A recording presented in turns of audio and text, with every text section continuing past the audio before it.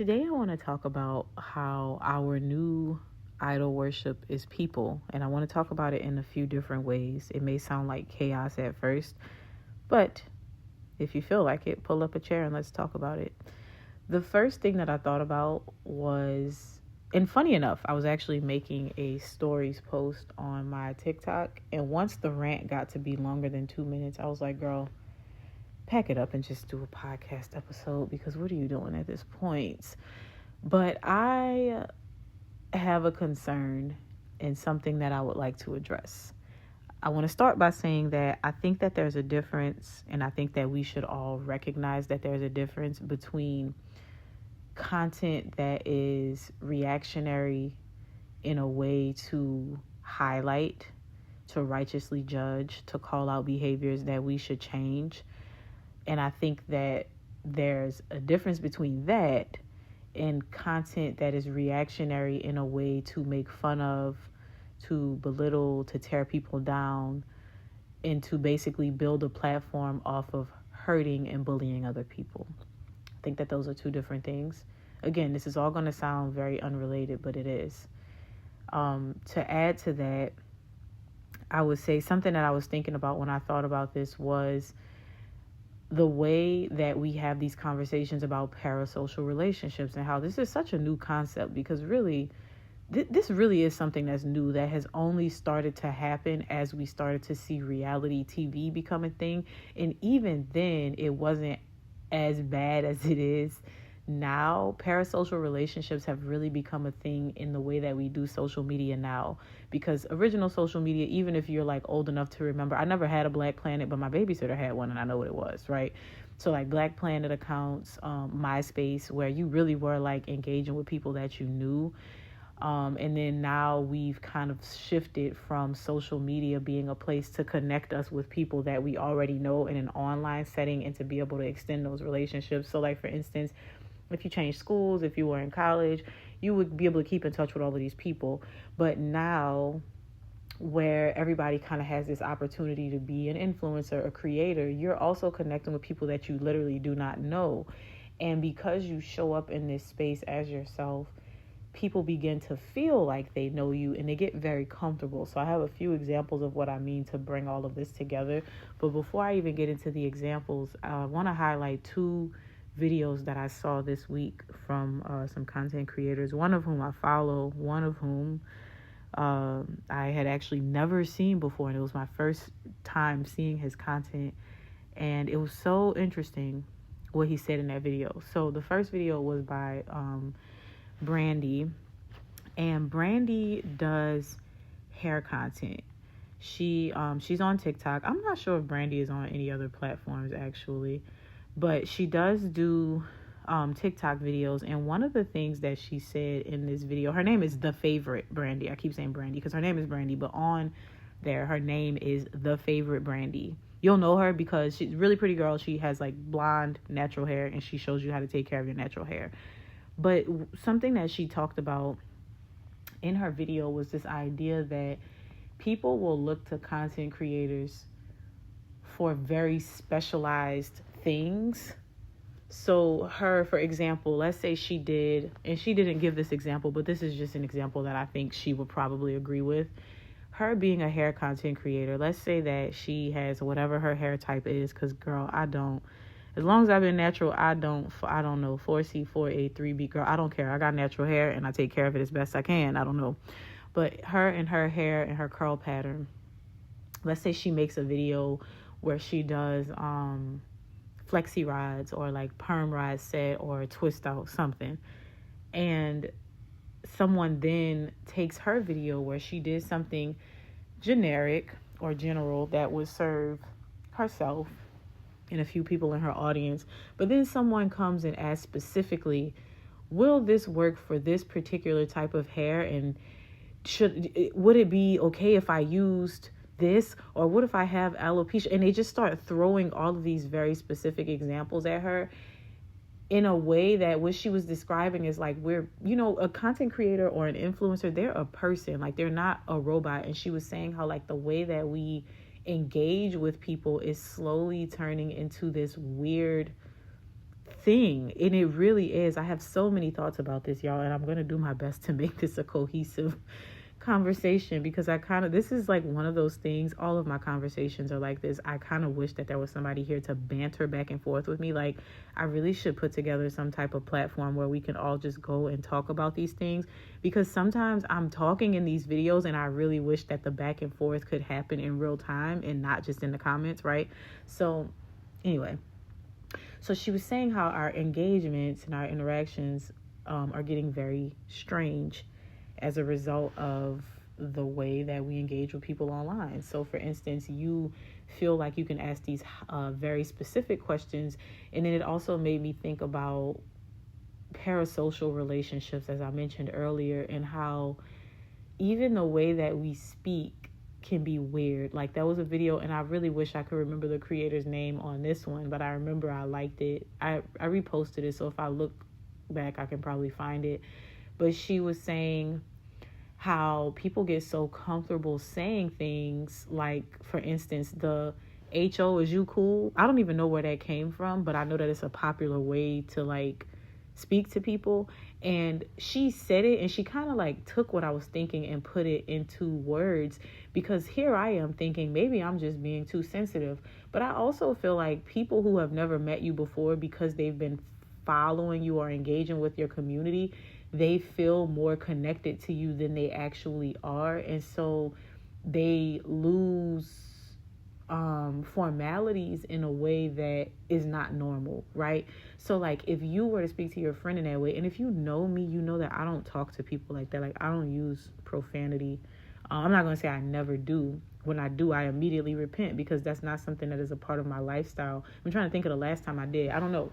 But I don't want to sit here and say I never, because there have been times where it's like, girl, and I've had to like backtrack on it. But that's not something that's in my regular speech. Like, I don't use the B word to refer to my friends. I just don't talk to people like that.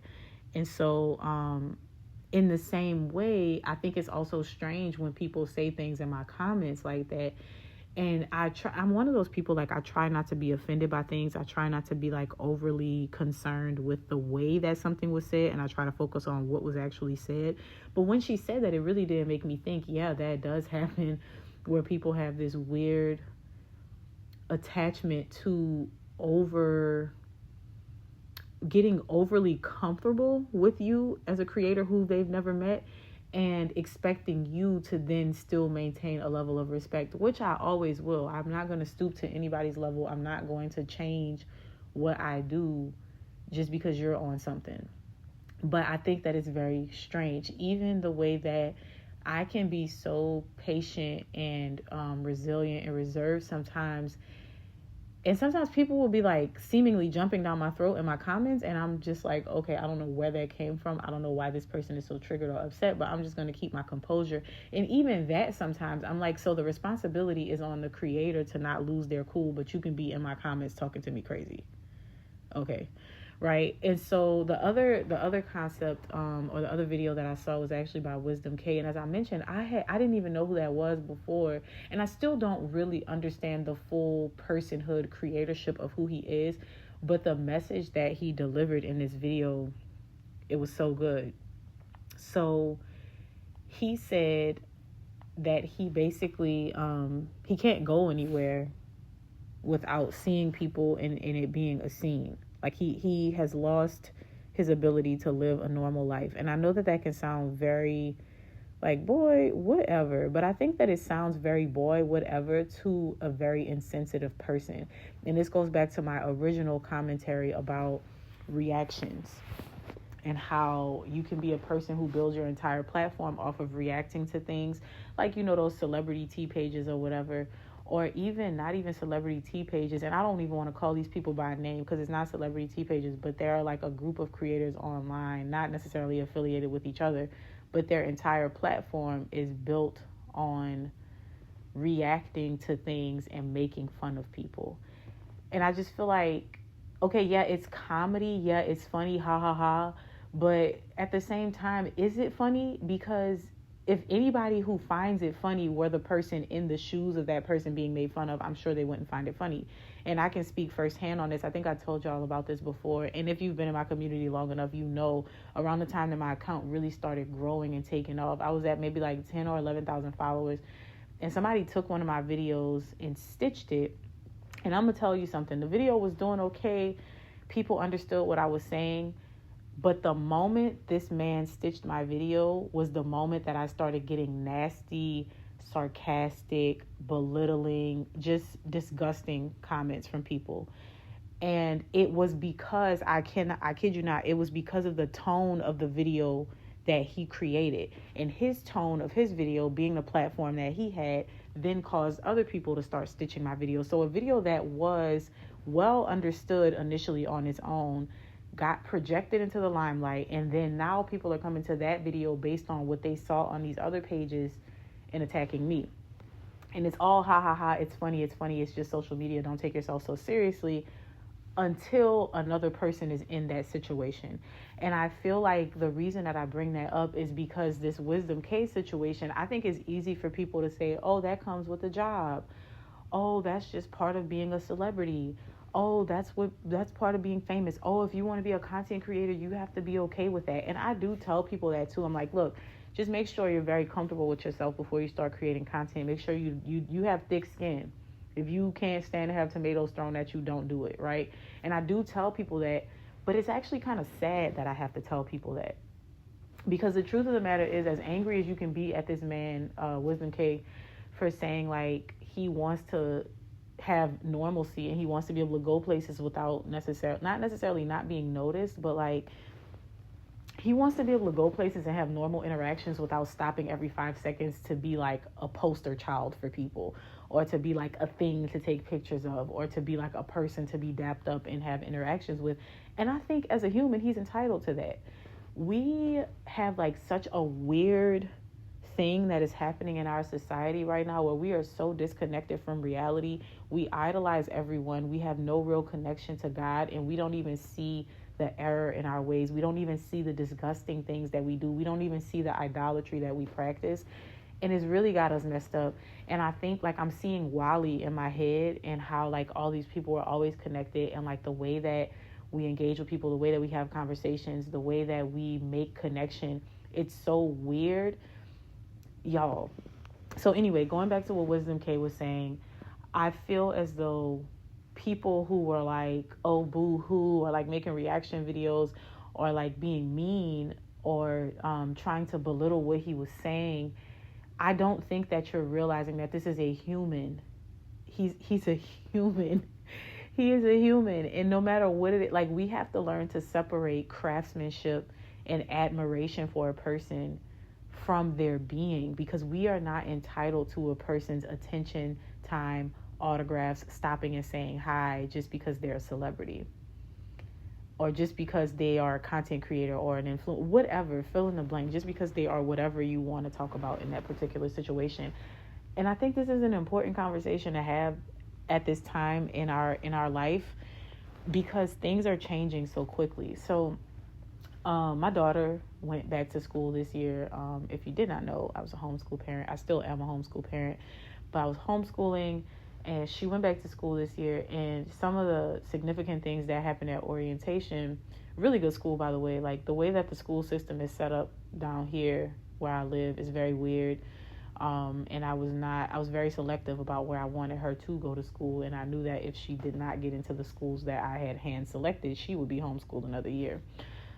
So when I'm saying that to say, like, nothing about this interaction at the school rubbed me the wrong way. It just gave me perspective.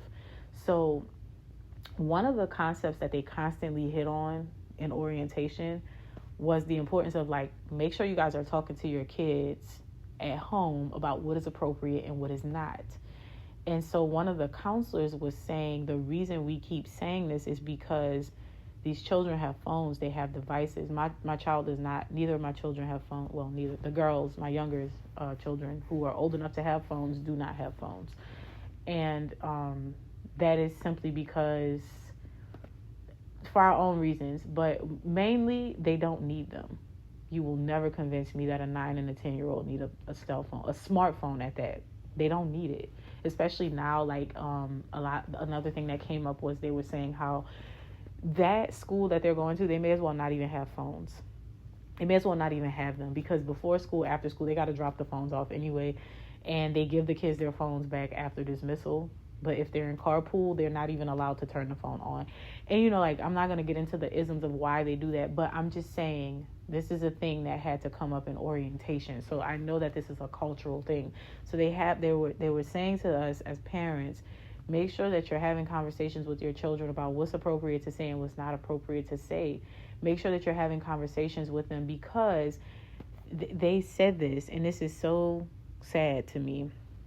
They say over the summer, your children who have phones were probably more engaged on their phones than they were actually talking to you. And there was probably not a lot of engagement in real life if they spent a lot of time on their phones. And this is so scary, because what happens when we see it? What happens when you're always engaging with people through a device? There's no real connection. One, there's no, like, I think Mike Tyson is the person that says something along the lines of social media made people very comfortable saying things over media that would get you punched in the face in person. And when we're only having connections with people online or through media, through text messaging, and we're not in person having real interactions, we lose empathy. We lose the ability to truly connect, and we just say things, and we don't think about how those things feel to other people, right? And one of the things I noticed that people will always say is like, oh, your daughters are so sweet, like they're so intuitive. They're not overly mature. They're not like the wisest kids in the bunch, but I think that I'm raising sensitive, aware children, especially when you think about like the contrast between myself and my husband. So like he's the right amount of roughness, but then I'm also very sensitive. But it's because they sit down and eat at a dinner table, right?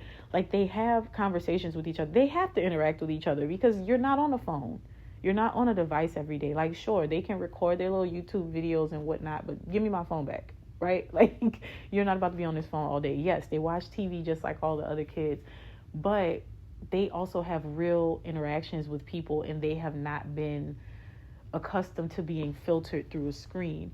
And so the way that this ties to what I want to talk about, or what I'm continuing to talk about, is just that the same way that they had to say this to parents, like, hey, make sure that you are monitoring this. Make sure that your children are aware that you can't say something like, I'm going to kill you, and it's a joke, because that's actually a threat, right? Like, you can't be insensitive. The same way that I'm thinking about, like, the HO, is you cool? Or like, I know that it's probably a term of endearment, but I'm just like, you don't know me. Stop saying that to me, right?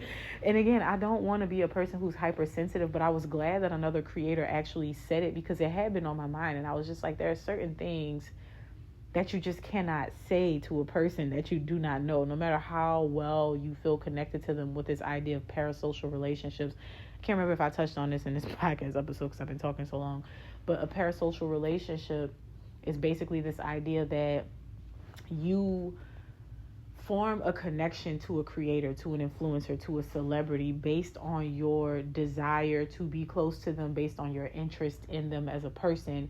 And so you feel like you're getting to know them through the connection of your content, through the connection of their conversations, the things that they put out. But it's also very one-sided, because if you follow this person and you're a person who never posts any videos, you're getting to know them, or at least getting to know the version of themselves that they're putting out online. And so you feel like you're very connected to them. You feel like you know them, but they know nothing about you. And so you begin to feel entitled to things that aren't necessarily your right to have. Their time, their energy, their personal business. And this is why I also, on the content creator side, I'm very firm on boundaries. Like, I remember it comes up every now and then, like, oh, when are you going to do this in your content? Or when are you going to show us this? Or can you show? No, I'm going to show you what I'm going to show you. And that doesn't make me mean, but I know that for some people, it feels like, oh, well, she doesn't want to let us into it. No, you're not entitled to that. And I start to think about why so many content creators will leave certain aspects of their lives offline. And it's because we are becoming deranged as a society. Like, I know another creator.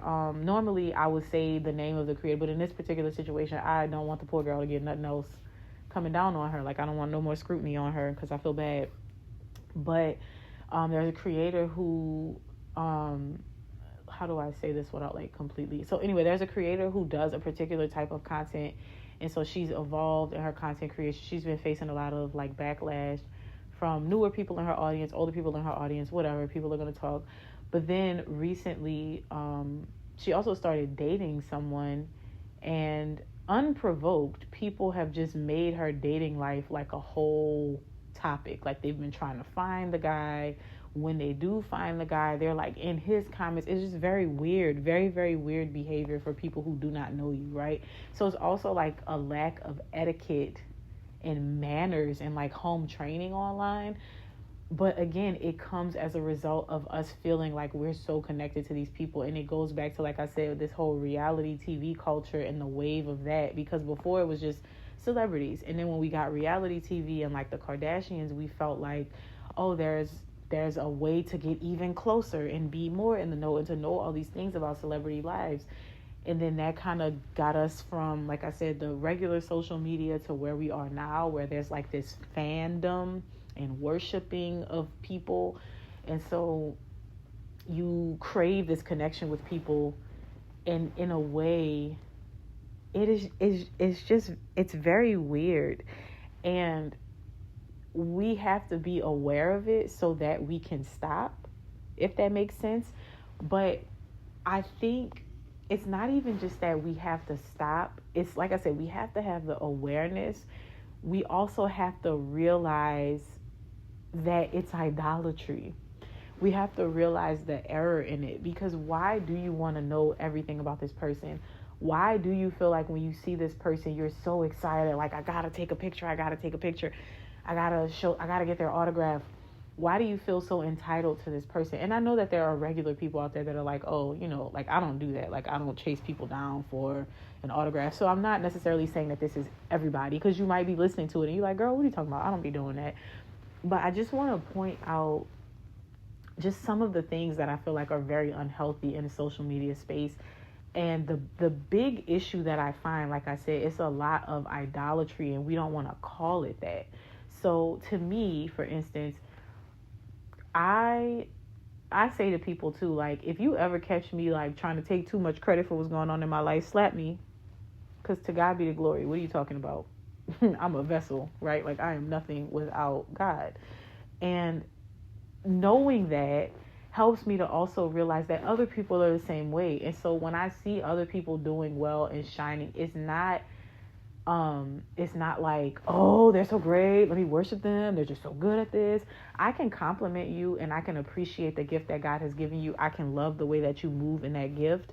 But me not idolizing you and realizing that is a gift that God has given you is what keeps me from idolizing you. It's what allows me to say, oh, this person is really funny. I really enjoy this content. This is so much fun to watch. I'm so intrigued by this. I love your creative thought process. But it keeps me from being a complete fangirl if I'm like, but to God be the glory. And I think that that's the part that we're sometimes missing. So like, if you're somewhere and you see, I don't know, Chris Brown, are you going to like melt into a puddle on the floor and just like freak out? And I'm pretty sure he likes that sort of thing. I've come to the conclusion that based on the type of things that he does with his fans, his meet and greets, I think he likes when people are like intrigued by him. And I think that might have been a bad example. But my point is, when you see someone famous, quote unquote, or like when you get the attention or the notice, or you're noticed by somebody that has a little bit of notoriety, are you able to keep your composure, or are you jumping out of your skin with excitement? And if you are jumping out of your skin with excitement, need I remind you that this is a person? And again, I'm not saying that it doesn't feel good to be validated, because that's a human thing. It's a human thing, but we have to be very careful, because all glory is supposed to go to God. And when we start to be seeking, as a creator, I'm speaking, when we start to seek validation and accolades, and we want to be puffed up, and we want everybody to know our name, and we want to be recognized, that is of the devil. That is not of God. And when you as a consumer are on the other side of that, and you're so busy giving these accolades and praising these people who have fleshly bodies and die just like you and put their pants on one leg at a time, you are idolizing those people. And that is actually a problem. And so I think that this is a conversation that's definitely worth having, worth exploring different aspects of it, worth trying to figure out, like, what do we do about it? Because it's so different. I'm not going to sit here and pretend that fandom wasn't always a thing either. So that's not what I'm saying, because I can remember being like a kid and I really like B2K. Like, I love me some Lil Fizz, right? But getting to the point of adulthood and realizing, like, there's more and more celebrities and famous people in big names as we expand in this digital age. And so what used to be like, okay, for instance, I'm pretty sure every girl in my age group at the time that I was young knew B2K, right? Now, though, there's like famous people from a craft, music, TV, entertainment, mainstream things, but there's also like internet famous people who then use their fame and notoriety and grow in other ways. And so then they also become like celebrities in the eyes of a regular consumer, in the eyes of social media users. And so what I'm basically saying is we start to get to a point where we put these people on such pedestals, we put these people in such places that they become our source. And so like what Brandy was saying, you feel like you can come to this person and ask them all these highly personalized questions. I actually have this experience quite often when I'm talking about something with marriage, or like I'm responding to one of the letters, or I'm talking about, you know, like, you should do this in your relationship. You know, as a woman of God, you want to move like this when you're married. And regularly, I get comments or questions like, well, but what if he's been cheating for 10 years and this, and this, and this, and this? And I'm not saying that I have no desire to help those people, but I'm saying when Brandy said that, it really made me think she's absolutely right, because it happens all the time. Even when I made the video about like the portion of the movie 13, the musical that I was watching, the grandmother said to the grandson's friend, if you cut everyone off for everything that they do to you, you're going to end up spending your life alone. We don't even have the ability, again, this goes back to like communication and actually like the true art of conversation. I just I have it in real life, but online it would be amazing to have that. But the true art of conversation, of like listening to people and hearing them out, because I truly think that in my heart of hearts, if people listen to what I said in that video in full context, I don't think a lot of people, I'm not going to say everybody would have agreed with me, but I don't think I would have gotten a lot of the comments that I got, because a lot of the comments that I got were completely missing the point and getting tied up in their own specific things that weren't really addressed. And so even the concept of like, oh, if it don't apply, let it fly. Or even the concept of, oh, maybe I'm missing something here. Maybe I don't have the full story. Let me just sit this one out.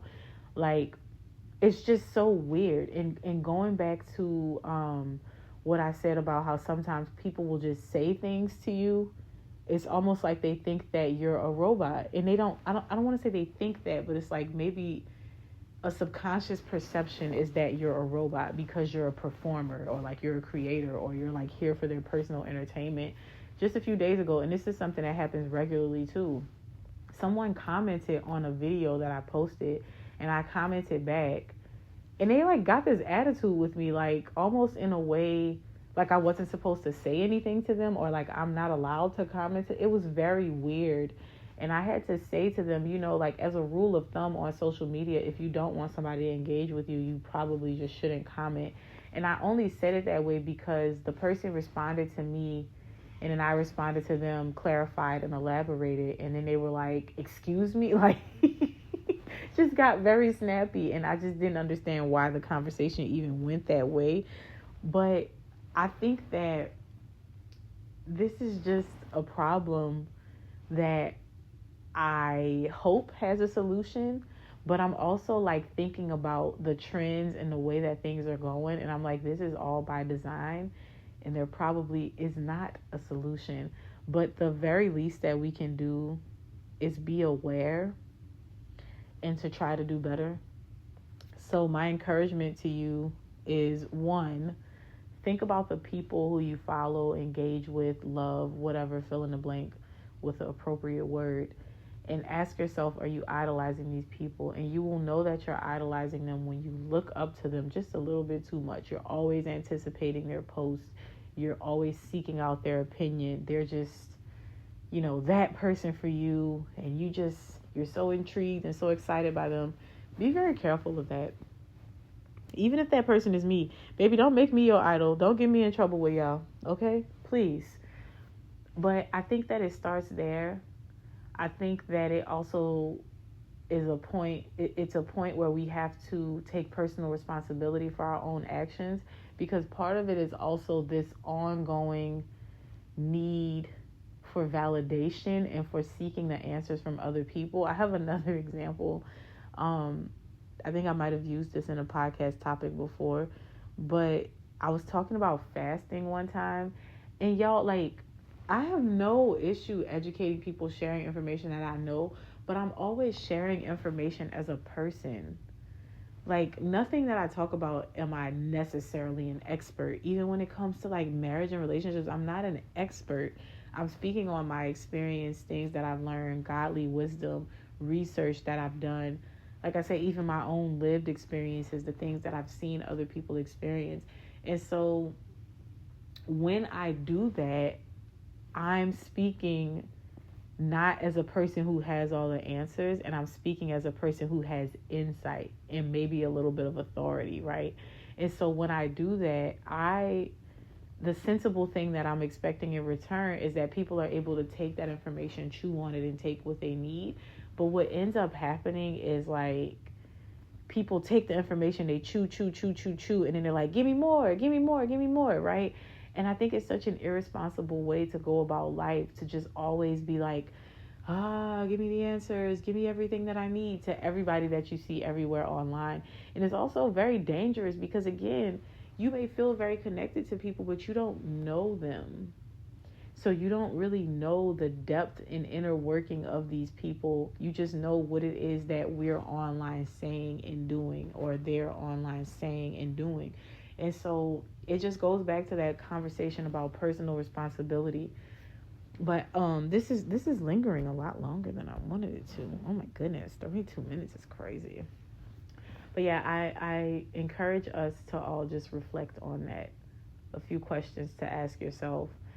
Are you a person who is reacting to things in a way to highlight and to righteously judge?